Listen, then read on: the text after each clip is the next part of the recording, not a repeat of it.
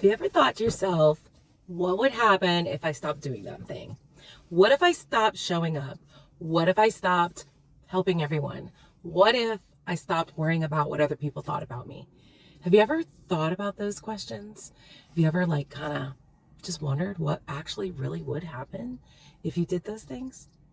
Well, that's what we're going to be talking about today on Boldly Driven Conversations with Bree. I hope you'll join me. So what would happen? Have you ever actually asked yourself those questions? I definitely have. And then I followed it up with actually doing the thing, with actually stopping some of those behaviors, stopping worrying about what certain people thought about me, stopping showing up, stopped helping and making sure all the things were done the right way. And were the results what I thought would happen? Yes and no. Yes and no. Some of the stopping worrying about what people thought about me, I really thought was going to be super empowering. And it has been. It's also been the most challenged thing I have probably ever faced because of the results of the not caring, meaning the choices that I've made regarding the not caring. When you are a people pleaser, when you are someone who's always looked for external approval rather than self-approval,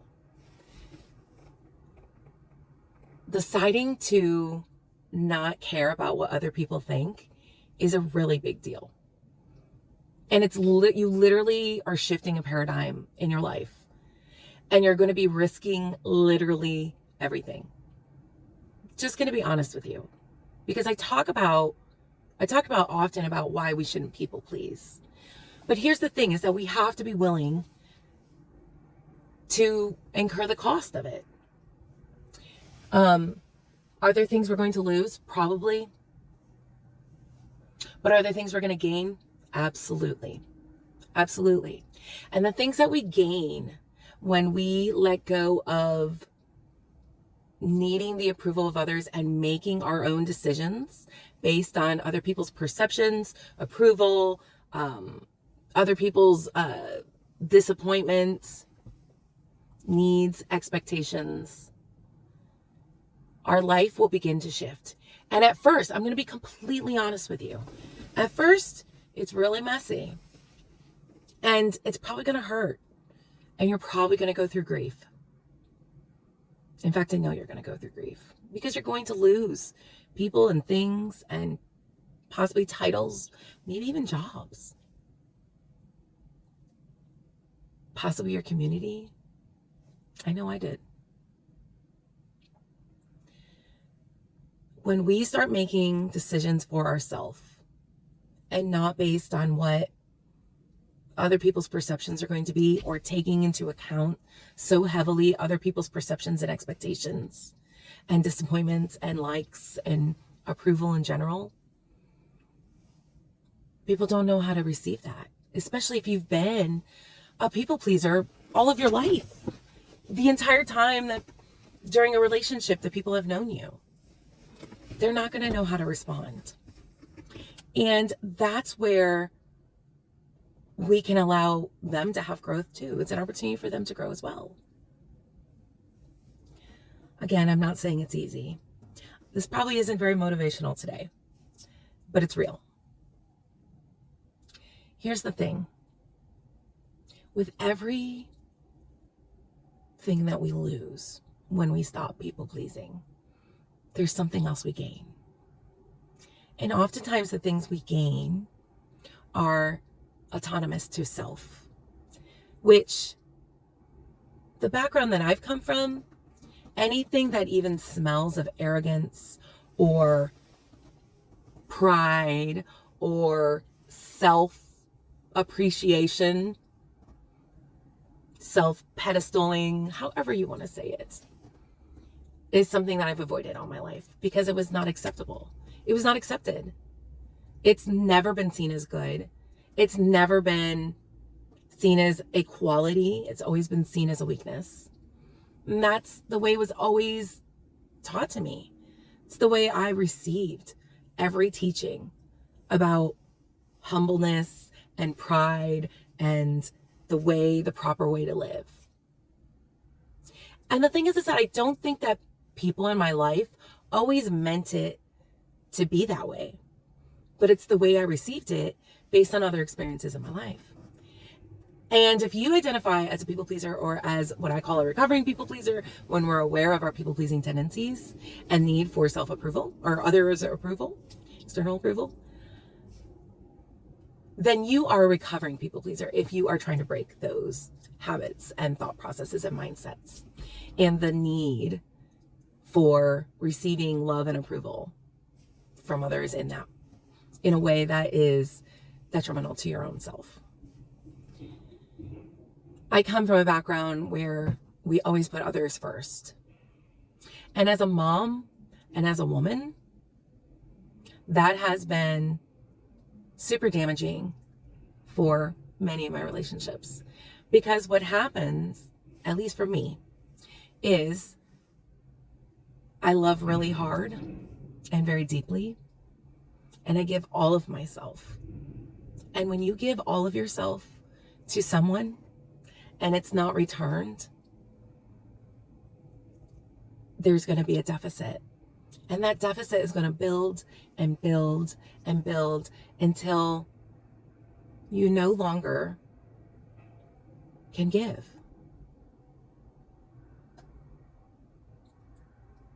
And this is true for all kinds of relationships, all my relationships, even the relationships with my kids as a mom. If I'm giving, and I'm not receiving what I need, and I'm not going to receive what I need from them all the time, I struggle. And that's where I've had to have a big shift in the last few years to learn to love myself in a way that I am able to create boundaries that are healthy and create practices for myself that allow me to grow despite whatever circumstances are around me. There are limits to all of these things. There are caveats. There are one-offs. This is not just generalized for everybody. I'm speaking about me and my experience. But what I know about me and I know about my experience, I've had so many conversations with other people who have experienced very similar things. They've had a very similar experience. And it's left them burnt out and feeling like they're a horrible person for putting themselves first. People aren't going to understand that if you've shifted from doing everything for everybody else and putting everybody else first and putting yourself last to putting yourself first and then helping as you can in a way that doesn't hurt you. Now, I'm not saying don't sacrifice in a way that you're perfectly able to do. I'm not saying be selfish all the time and never help. I'm not saying remove yourself from a community of people that you love and love you and that you want to be a part of, or an organization, or a relationship. I'm not telling you to do that. It's not what I've done. Some people would argue that that is exactly what I've done. But it's a two-way street. I guess the point that I really want to put home today is this. When we make choices for ourselves, there are going to be consequences. When we make choices based on other people, there are going to be consequences. When we make choices based on other people's perceptions and approval and expectations, there is a limit. There is a limit you're going to hit. When we make our decisions based on ourselves, on our own capacity, for our own growth, for our good, so that we can help others. We keep that in mind when we're making our decisions of putting self first, so that we can help others. Not just about putting ourselves first, but so that we can be a help to others. We can be a light to others. We can love others. Then it's sustainable and it's reciprocal.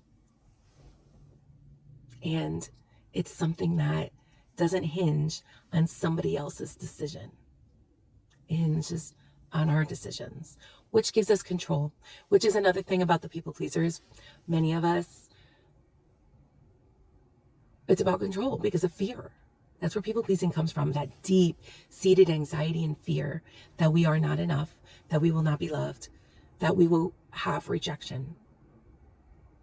So when we look that in the face and we say, I choose the rejection, the possibility of the rejection, it empowers us. It gives us the control that we need. And remember, not all control is bad. Sometimes there is a need for control, self-control, self-discipline. These are types of control, and they are good. But when we give control to someone else for our happiness, our peace, our comfort, our joy, that's when the rejection hurts even more. When you have stopped allowing their perceptions and their expectations to dictate what moves you make in your life. I just want to encourage you today, if you are on that path of recovering from people pleasing and you're noticing a shift in yourself and you're making some of those changes and you're standing up for yourself and you're not worrying about other people's perceptions as much as your own growth and happiness. It's not wrong to want happiness. Happiness does shift and change depending on circumstances. And sometimes the choices we make are going to bring us more opportunities for happiness because the circumstance needs to change. And that's not wrong. That's not selfish. And I encourage you to keep going and find the people who get it, who will support you and will love you exactly where you're at. My challenge today is this, if any of this has resonated with you, is to find at least one person in your circles, and maybe they're not in your circle yet, but maybe you have a feeling about someone. Reach out to them, talk to them about how you want to start showing up for yourself in ways maybe you haven't done. This in of itself is a very difficult task for someone who might identify as a people pleaser or looks for approval from others as a way to receive love. Because the risk is you could be rejected for your thoughts. And there too. But I challenge you, because whatever you lose in this challenge, you're going to gain so much more. And I know this because I'm living it. If you have more questions, you need more support, or you just need someone else to talk to because you don't have someone in your circle, please DM me. You can also find me at my website at BriannaLGeorge.com, and you can schedule a bold beginning chat with me. Or if you're a midlife mom, I'm starting a new 6-week group starting next week, February 2nd, for midlife moms.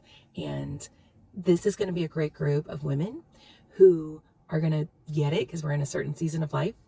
And there's lots of shifting and changing at midlife. And for many of us, midlife is an awakening of sorts. And so if any of that resonates with you, and you're a midlife mom, I'd love for you to join my group. Please DM me so I can tell you how to officially get on the roster. I do have a few spots left for that group. All right. Have a great day.